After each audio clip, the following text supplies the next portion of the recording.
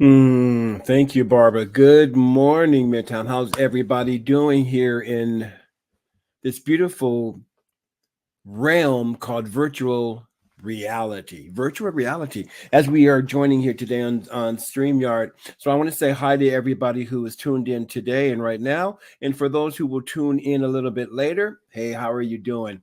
I am Eugene Holden here, and I am honored to be here once again with Midtown Centers for Spiritual Living. As we know, this year's theme for Centers for Spiritual Living is a grand rising. So, grand rising to everyone. And this month's theme is unstatus quo.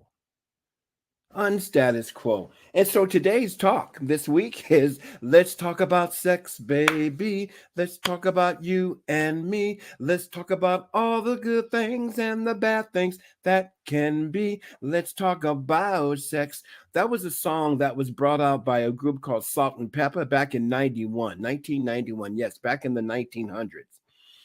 And the reason why they brought that song and they came up with that song was to bring the conversation of sex to the forefront. It was in that same year that the professional basketball player Magic Johnson announced that he had HIV. In fact, he retired from the NBA because of that.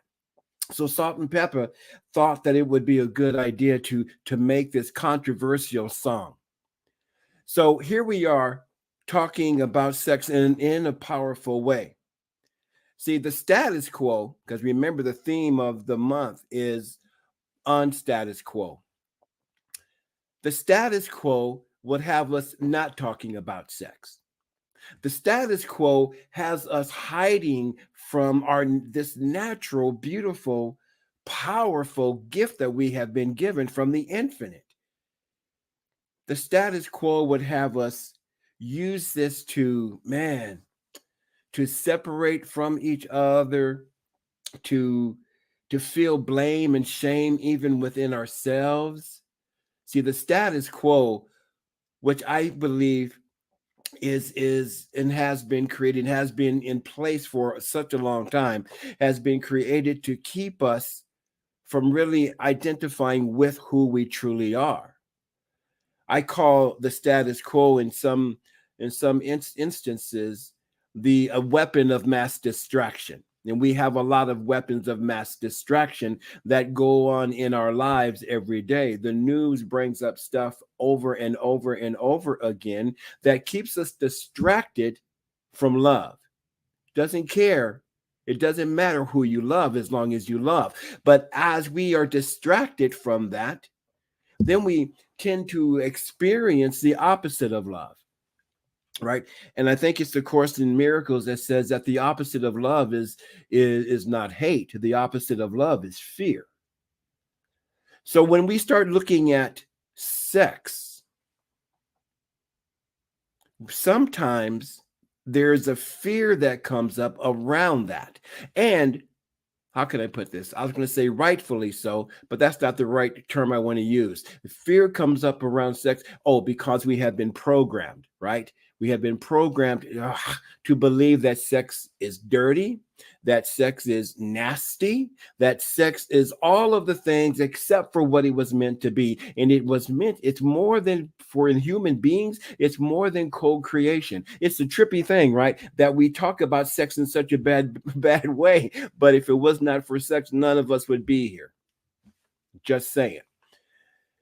So, with such a powerful creative energy, and it is a powerful creative energy, not just in procreating and keeping the species going, it is a powerful creative energy that can be used to create a world that works for all. It can be used to create success in business. It can be used to create beautiful music. The energy of sex. Think about this, right? The power of sex. I'm going to talk about the procreation portion of this. This is how powerful this energy is. In that moment of explosion, in that moment, all of the energy of the body goes into creating a human being. So What if we were to learn how to transmute that energy, not just for the physical aspect, but everything else? And we're going to get into that in just a couple of moments. As human beings, we are created with beautiful, different energies. We are human beings, we are spiritual beings, we are mental beings, we are physical beings. Now, I know that most of us have heard that we are human beings, that we are spiritual beings having a human experience. I like to say it this way, that we are human beings, no, we are spiritual beings having a spiritual experience in this incarnation on this spiritual plane called life. See, because this body temple, which is exactly what it is the temple of the living spirit. So we are spiritual beings first. And then spirit thinks upon itself, turns upon itself, thinks into itself. And so, which means that we are also mental beings. And out of that thinking comes the physical aspect. Isn't that kind of the creative process? We have the thought, which comes from spirit, which is spirit. And then it gets into that mental realm, in which we can also call the subconscious mind. And the science of mind teaching symbol, that would be that middle section, which we call or label soul or subjective mind. How about this one? Law. So when we drop that seed or release my word into the law, and then it has to, by law, manifest on the physical level. So this spiritual being, this is who we are first. This is who we are first. And then along with that, we are then mental beings. Now, in the mental aspect of our being, this includes our emotions and our feelings. Our emotions and our feelings. When Dr. Holmes speaks about affirmations, he says that affirmations are nothing without the feeling tone, right? You want to feel what you are affirming. So when I affirm that I am the joy of God, I want to feel that joy. I want to, because when I'm feeling that, now I am being it. I'm not just talking about it. I am actually being what I am feeling. Right. So it's our feelings that we want to really get into. As we start to tap into that deeper, we have this emotion and these feelings and the emotions, and then we start to feel or we think about this thing called sex. Now, let's have the conversation coming from the unstatus quo, right? The unstatus quo. Let's talk about this. See, there must be a balance between our spiritual selves, our mental selves, and our physical selves. If you want to, you can look at it as a divine trinity, right? Spirit, mind, and body. Spirit, mind, and body. And we have to be able to start working to have them harmonize and to blend together with one another. And the only way to do that on that physical level is to talk about sex. It is amazing to me that it is looked upon so negatively when it is the most beautiful thing that we can ever engage in. The most beautiful thing that we can engage in. Check this out. When we talk about the physical body and sexually speaking, the body has so many erogenous zones. Why? For the pleasure of sex. Man, I can get a little bit deeper, but I'm not going to, because that might be a bit too deep. But we want to talk about, we have parts of the body that are created just for that one specific purpose, to bring us physical, sexual pleasure, right? So what we want to do is start to embrace that. We want to start to let go of the guilt and shame around sex that I'm going to use the Western society has done to this beautiful, beautiful spiritual gift that we have been given. Yes, we can talk about all of the how the Puritans looked at sex and how the church looked at sex and all of that, but we are having this unstatus quo conversation to have the courage to talk about this. Now, I want to go to something. See, when I was saying that the three must be balanced, I want to read you something from Napoleon Hill, the author of, and this is in his book, Think and Grow Rich. The emotions of faith, love, and sex are the most powerful of all the major positive emotions.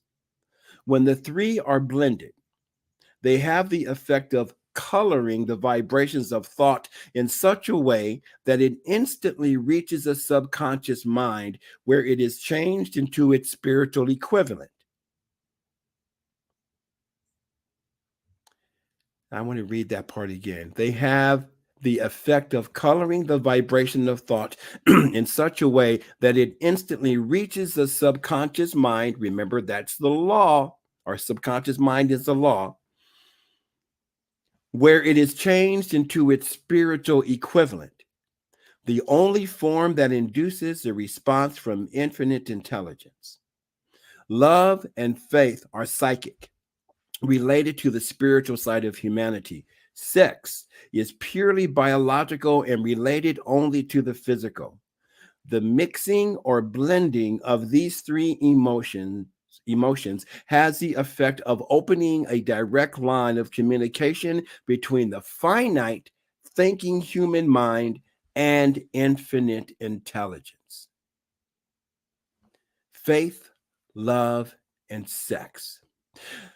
Napoleon Hill, doing his research over 20 years to come up with or to write the book Think and Grow Rich, he has one chapter just on sex transmutation and how it was so directly connected to the success of these millionaires, these billionaires, because they use that energy not just on the physical side, but for that spiritual transformation. In the Taoist practice, sexuality is used. There's a sect of Taoism that uses sex as spiritual enlightenment. They use it to transmute the energy. Akin to that is tantra, right? So it's not so much about getting off, right? It's not so much about that. It's really about, for the men, it's about retaining that energy and then transmuting it to bring that up to the spirit or to the mind. So the status quo is, again, as I said earlier, is to not talk about sex. The status quo is to feel ashamed about sex and our feelings about the most sacred act of creation. So that's why with the status quo, we don't talk about it, and it just gets buried down. But you know what happens when you try to hold a beach ball below the surface of the water? It's hard to keep it down, and eventually it's going to pop up. It's going to want to be expressed, right? So when we thank you, Spirit. When we start to suppress that energy, that sexual energy, it has to burst forth. And unfortunately, sometimes we see it burst forth in the most negative of ways, right? We don't need to talk about those ways that it shows up, but I'm going to mention a few. We have sexual abuse, we have molestation, we have rape, we have all of this stuff, and it's because this powerful energy is so strong that it has to come out some way. Now, the way that we can have it come out, societally speaking, is to start talking about the beauty of it, to talk about how powerful sex is, but perhaps we don't talk about it because of the intimacy that it takes, right? I love that word intimacy, because when I'm talking about, what I think about sex and what excites me, right? Well, I don't want anybody else to know what I'm thinking because that's too intimate. Intimacy, into me, see. You start seeing who I really am. And so when we start to try to hide ourselves and block ourselves off from others, isn't that another form of separation? Now, I'm not saying, my brothers and sisters, to go out there and start, shouting from the rooftop that I am a free sexual being and this is what I like and don't like. I'm not saying to do that. But what I am saying is to start to build the confidence and the courage of self to have these discussions. Let's talk about sex. Let's talk about all the good things and the bad things that can be, which is the lyric in that song. So we want to start talking about how we want to be with this. I mean, going back to the intimacy and being afraid to talk about it, what would people think about me if they really knew the thoughts that I was having? Now, here's the thing. Remember, I was saying that we are spiritual beings, we are mental beings, we are physical beings. So, in the mental part of it, right? What would people think, mental, if they really knew what I was thinking about, mental, right? But as I start to think about myself with this shame and this blame of the thoughts that I'm keeping, I am now denying my God given gift. Where did you think these exciting thoughts come from? You know how it is when you look at your partner and you have this thought about, boy, I would love just to nibble on your neck. You know that feeling that comes up. Where do you think that comes from? That is spirit expressing itself through you. Yeah, I want you to sit with that. That is spirit wanting to express itself through you and as you in this way. There's no separation here. If we say that God is all there is, then God is all there is, showing up as this beautiful sexual being, not just for procreation, but for the pleasure of life. Oh my God. And so now when we raise our consciousness, to express this through the vibration of spirit, oh, now we got a party going on. And if we find a partner, no, not if, when we find a partner that is in that same accord, oh boy, isn't that a party? And then just think about how that, no pun intended, how that comes together to create not just a world that works for those two, but a world that works for the extended family, a world that works for the community, a world that works for the city, a world that works for the state, a world that works for the nation, a world that works for the world. So what we want to do is to have courage to let people in. We want to have the courage to be bold enough to speak about it with someone, of course, that you trust. Let's talk about sex, baby. Let's talk about this. And then as we start having these conversations, guiding people and guiding ourselves, first of all, to understand that there's nothing really bad about it, since it's a God-given gift. Now, it's only bad when we think that it's bad. Shakespeare, nothing is good or bad, but thinking makes it so. Oh, wait a minute. What did Dr. Holmes say? Change your thinking, change your life. Oh, wait a minute. Scripture says, but be ye transformed by the renewing of your mind. In other words, let's have a new thought about this thing called sex. And then as we start to allow ourselves to let people see into us. When we allow ourselves to be vulnerable, to have these conversations, then we can have conversations about politics from a different level of consciousness.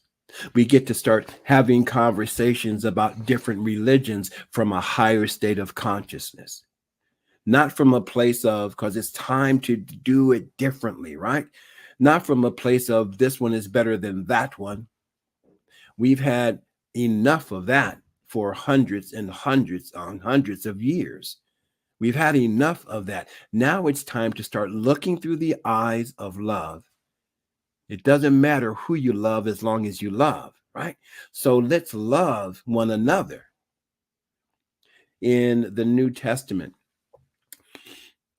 the disciples were asking Yeshua Messiah, Yeshua ben Joseph, what is the greatest commandment? And he said that there are two.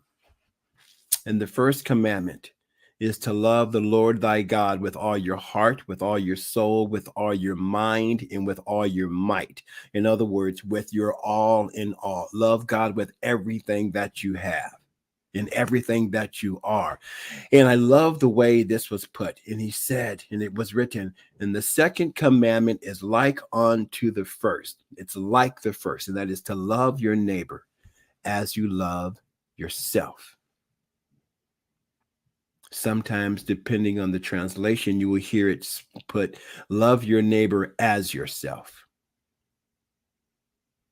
Now, for me to love my neighbor as myself, I have to ask myself, how much do I love me? Do I love me unconditionally?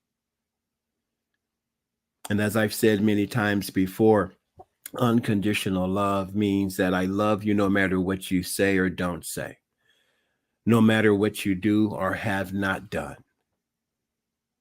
And here's the thing about love. Love by its very nature is unconditional. Love just loves. Love just loves. So what I am inviting us all to do is to have the courage to be vulnerable, to talk about your feelings about sex. Now, again, I'm saying, you don't have to get up on the rooftop and yell this to the nation, or talk about it in a mixed group of people. You want to be very clear about who you're being intimate with, right? However, have the conversation. Now, for some of us, that's going to take some courage. Then for some of us, it may not take as much courage. It doesn't matter whether it's you have the courage or you need more courage to talk about this beautiful, intimate topic. What matters is that we have the conversation. We have the conversation. Then that way, this power, this energy can then transform not only our lives, but the lives of those around us. So I'm going to leave you with this, which would be a few minutes. I want to bring us back. I want to bring it full circle back to what Dr. Holmes says, right? That there is only one life, and that life is God. That life is perfect. That life is my life now. That life is your life. Now, there's only one life. So in that perfect life, in perfection is a subject called you. You get to, perfection is subjective. Whatever is perfect for you may not be perfect for me, but it's perfect for you. There's only one life. That life is God. That life is perfect. That life is perfect. And you are that life right here and right now. So I want to encourage you and all of us to step into our excellence, to step into our perfection, to step into who and what we truly are. We are divine beings of light, encompassed in this beautiful physical body. So let's take care of the body. Let's not shame the body any longer. Let's talk about sex, baby, so that we may let go of the shame and the guilt so that all of that falls away. Ricky Byers has a song, Falling Away From Me. All of the things I used to say are now falling away from me. The guilt and shame and all the things that held me down, they're falling away. So it's time to rise up. It's time to step into having and being a grand rising, lifting up our consciousness, where when we are lifted up in consciousness, we draw all others with us. We draw others with us to live and to move and to have our being on that beautiful, loving vibration. It doesn't matter who you love, as long as you love.